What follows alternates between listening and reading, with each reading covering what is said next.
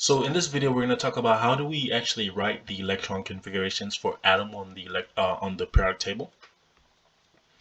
And the first thing we need to know how we have to actually know the blocks of the periodic table. We have to know how to read the periodic table. So this that I'm circling in red, this is actually your S block elements. So this is the S block. Conversely, over here, this is where we have our P block elements. So this is the P block elements. Now, helium is special in that what I want you to remember about helium is that it is actually a part of the S block itself. So that's a kind of a weird thing to remember, but you must know it. Right? In this section, we have the transition elements, and this is the D block. We're going to talk about it in more complicated videos. And then down here, if you want to get rich as a chemist, you could worry about what we call the F block elements. Right? So let's go to the meat and matter. How do we actually, let's say that your teacher actually asks you about carbon. So how do we write the electron configuration of carbon? I want you to, here's the formula that we're going to use. The formula says that I'm going to pick an arbitrary number. So let's say this is 1. And then we have some sort of y, where y is actually the block that we're in. So y corresponds to the block that we're in.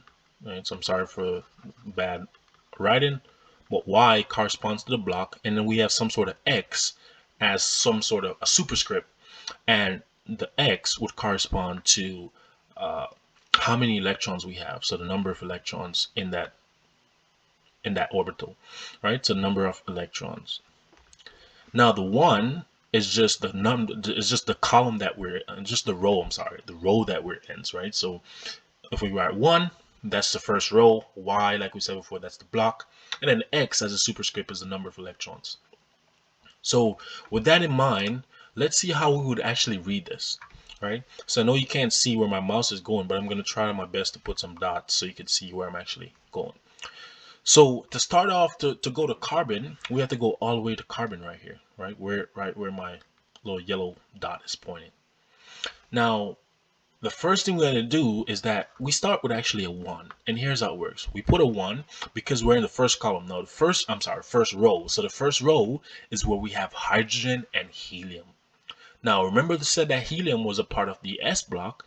And so, in fact, we count helium as an electron as well. So we're in the first column. So there's a 1. We're in the S block, right? Because we're dealing with helium and hydrogen. And we count the elements as electrons themselves. So hydrogen would be 1, helium would be 2, and so this is 1s2. Now, we cannot go to the we cannot go subsequently to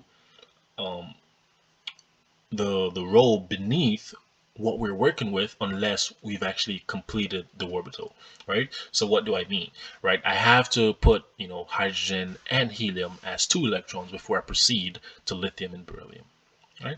So now that the 1s block is full, now we go to the 2s block. We're in the second column, and now we're dealing with lithium and beryllium, right? Now, lithium and beryllium, we're going to write 2. We're in the S block, so this is 2s. And remember, lithium and beryllium each gives us 1 electron. So this is 1, which would be lithium, 2 would be beryllium, and so this is a 2s2. Now remember that we can't just proceed to 3s because we still have the P block to complete within that column, within that row, I'm sorry. Right? So now we're transitioning to the P block, so this becomes 2p, and we're going to count boron, and then we finally get to carbon. So we've used 2 electrons, so this becomes 2p2. Right? And this would be a plausible electron configuration for carbon. Let's do something more complicated, and let's see if you could get the gist. And when you think you get the gist, pause the video. We're going to do a couple of examples. All right, so again, for oxygen, I'm going to start off with hydrogen and S block, right? So I have 1s, and I count hydrogen and helium, so that's 1s2.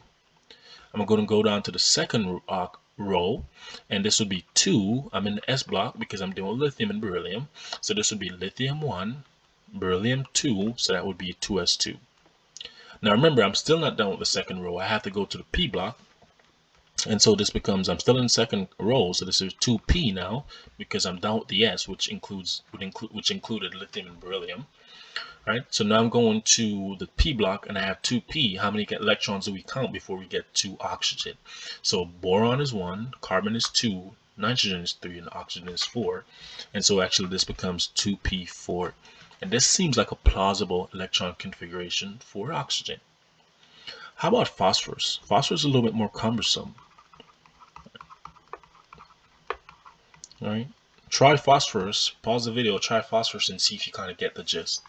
Again, I'm going to start with 1.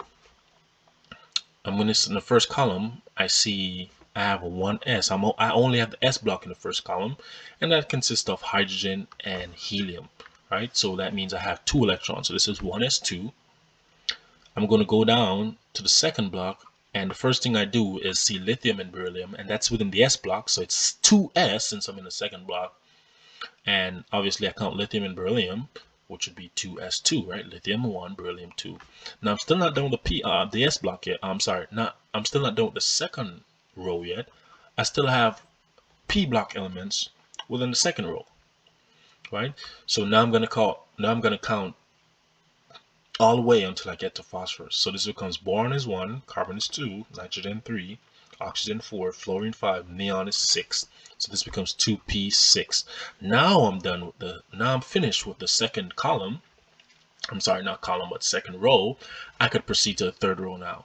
The first thing I go to the third row, I see sodium and magnesium. Remember, now I'm in a third row, so this is 3s because I'm in the s block, and I count sodium and magnesium, so that would be 1, 2, so that would be 3s2.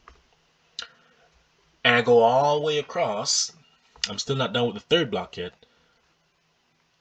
I'm gonna write 3p now because I'm in the third block. I'm in the p block where I see aluminum, silicon, and phosphorus. Now I gotta count, right? So aluminum is 1, silicon is 2, phosphorus is 3, and so this becomes 3p3. And that will be a plausible electron configuration for phosphorus. Pause the video and try chlorine. How do we do it? All right, again, starting from the top, I have a 1s2, right? Because again, hydrogen and helium, they're both in the s block, first column, and I count them as 1 electron each, right? So hydrogen is 1, helium is 2. Proceeding to the second block, we have lithium and beryllium, so that is 2s, and lithium is 1, beryllium is 2, so that is 2s2. I'm not done with the second column yet. I'm sorry, row. I'm not done with the second row yet. I have to count boron, carbon, nitrogen, oxygen, fluorine, and neon, right? Because we're proceeding down the periodic table as we get to our target element in this case, which would be chlorine, right? So this would be 2p6, right? Again, because I'm counting boron, carbon, nitrogen, oxygen, fluorine, and neon. Now I'm done with the second row. I can proceed to the third row, and the first thing I do is I actually see sodium and magnesium. So this would be 3s2, and then I proceed all the way across to the p block now. So this would be 3p, and I'm going to count till I reach the fluorine. So this would become aluminum 1, silicon 2, phosphorus 3, sulfur 4, chlorine is 5. So this will become 3p5, and that's just the gist of how we actually write electron configurations. In a separate video, we're going to talk about shorthand and some of the tricks that comes with it.